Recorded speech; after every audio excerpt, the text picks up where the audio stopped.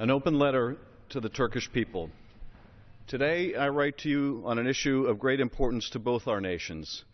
It is on a subject that many of you, especially the younger generation, may know little about because it concerns a chapter of world history that your government has expended enormous efforts to conceal. Turkey has been at the center of human civilization from Neolithic times to the present, and your arts, culture, and science have enriched the world.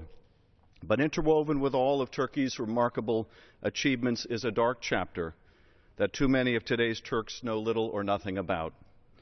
Were you aware that your grandparents and great-grandparents had many Armenian neighbors and friends? That 20% of the population of today's Istanbul was Armenian?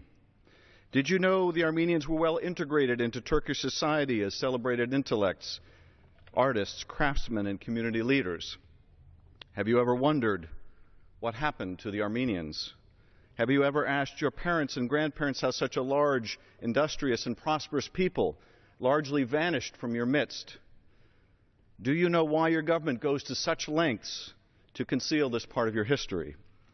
Let me tell you a part of their story. The rest you must find out for yourselves. 99 years ago this month, in the dying years of the Ottoman Empire, the young Turk government launched a campaign of deportation, expropriation, starvation, and murder against the empire's Armenian citizens.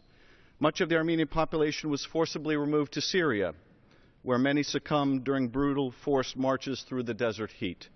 Hundreds of thousands were massacred by Ottoman gendarmes, soldiers, and even their own neighbors.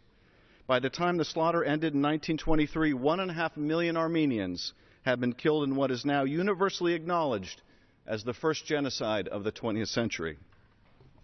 The survivors scattered throughout the Middle East and the wider world, with some making their way to the United States and to Los Angeles. It is their grandchildren and great-grandchildren who I represent as a member of the U.S. Congress.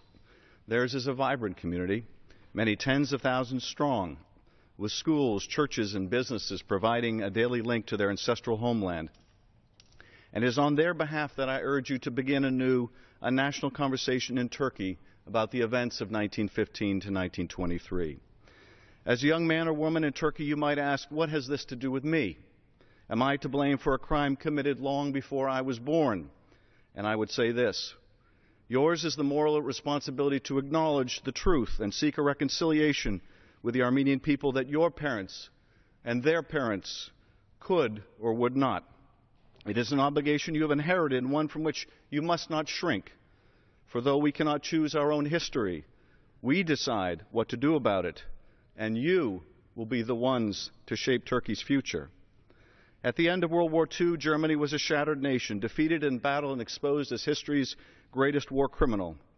But in the decades since the end of the war, Germany engaged in a prolonged effort to reconcile with the Jewish people who were nearly exterminated by the Nazis during the Holocaust.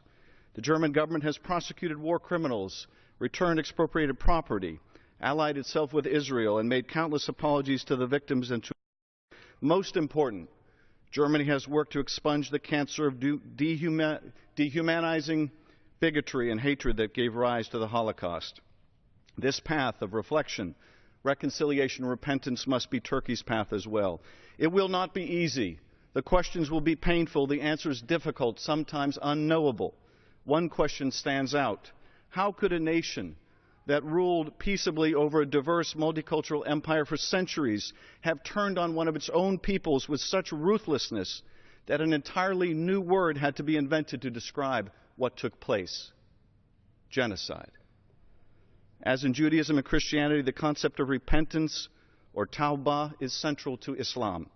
Next year will mark a century since the beginning of the genocide, and Armenians around the world will mourn their dead, contemplate the enormity of their loss, and ask why. Answer them, please, with words of repentance. Sincerely, Adam Schiff, Member of Congress. I yield back.